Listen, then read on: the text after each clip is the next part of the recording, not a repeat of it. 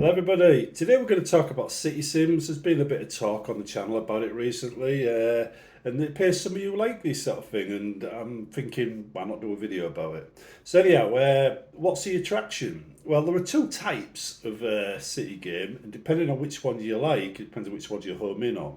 I tend to buy everything, but the first type, what I'll describe now, gets old after a while. It's not something that I could maintain an interest in for long. This is the Caesar type game, the Pharaoh type game, where you place down buildings, you feed it resources, then the buildings churn out goods, which unlocks new buildings, which then refines the goods even further. And the more goods you have, the bigger your city grows. It allows buildings to upgrade and things like that. Anno does the same thing, the Anno series. So you need a wide variety of fields and resource stuff to feed your city. It's a resource management game, those type of city games. I played them quite heavily, and I own quite a lot on my system, but I don't play them as much as I used to. Right. Now, the other type of game is the SimCity style. Now, I say SimCity, but SimCity has long since stopped being anywhere near the best. In fact, I wouldn't recommend SimCity today to anybody. The best game in the other style is City Skylines. Now, not to be confused with a couple of other games that got released a few years back, right? In the same thing, if I can find it really quick. In fact, I think I've hidden them, put them down as crap.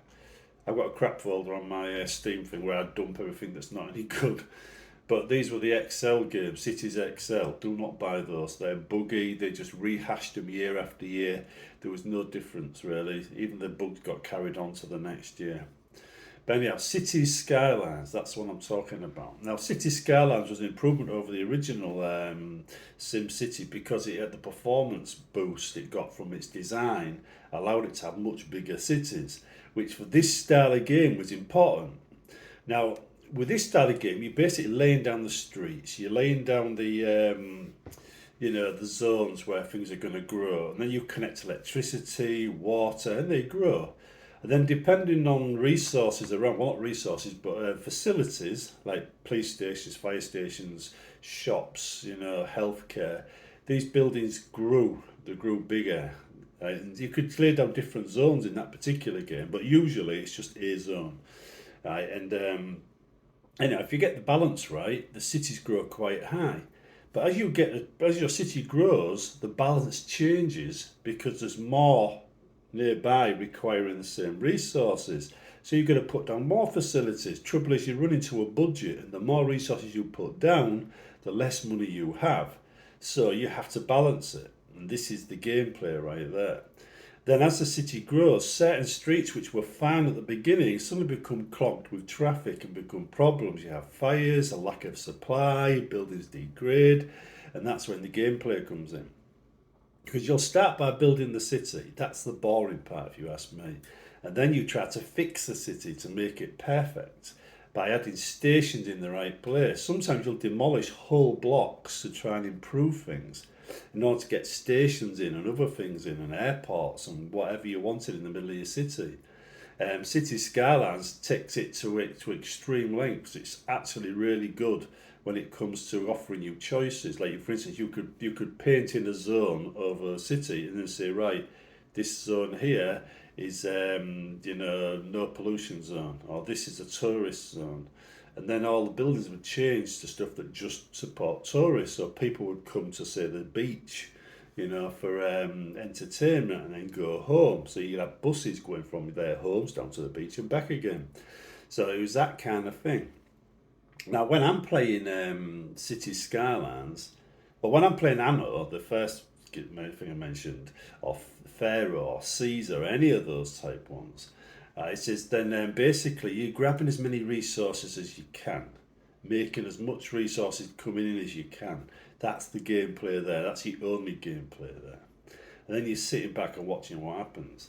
In the second type, which I prefer, City Skylines, it's all about city management. You become a city manager or a mayor.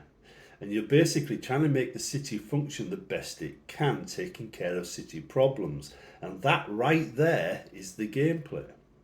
When you're actually playing like a city game at first and you have to lay down your town, that's not the gameplay. That is just you building your initial city, which you will then be mayor of or you'll govern over.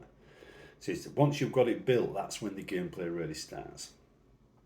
Now, these days, City Skylines and Surviving Mars, which is another city game, it's just on Mars, right?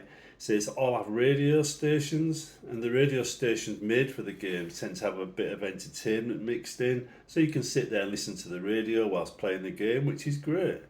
And when you go all the way down to the ground and look at it from an eye level, the sounds of the streets come at you, so you get immersed in it as well.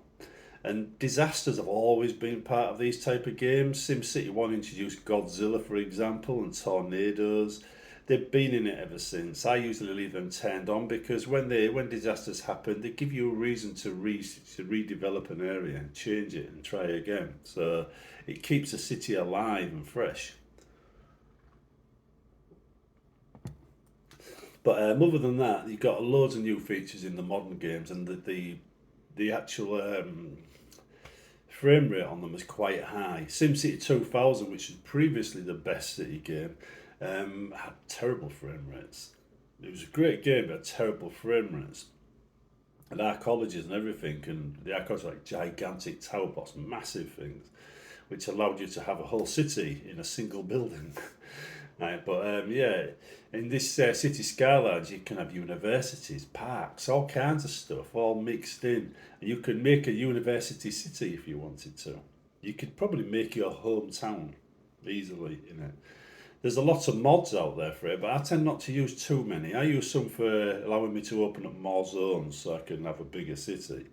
And a few minor mods here and there. But you get traffic mods for city skylines now, which I don't use. I always find if you install a traffic mod, the game becomes about directing traffic and not about managing a city. I prefer it to be about managing a city, so I don't use those mods. But there are a lot of mods for city skylines that change it and add historic buildings and all kinds of stuff like that. So you literally, if you wanted to create London, for example, there are enough buildings that are out there to make it look like London if you wanted it to. You've also got different zones. Like you can have the Eurozone, America, things like that. And you can select how you want the buildings to look in your city and even adjust the lighting from the menu to make it look more European or more Norwegian or whatever you want. You can change the light to make it more tropical, that kind of thing. So you've got full control over it. But the gameplay itself remains managing the city after it's been built and trying to accommodate the city's needs and balance it out perfectly. And I would say the game ends when you've achieved that. But whether you achieve it or not is down to you. There's nobody who waves a flag and go, you win, You are the one that decide when that's right. So the basic principle is if you can't set your own goals and know when you've achieved your own goals, then this type of game might not be for you.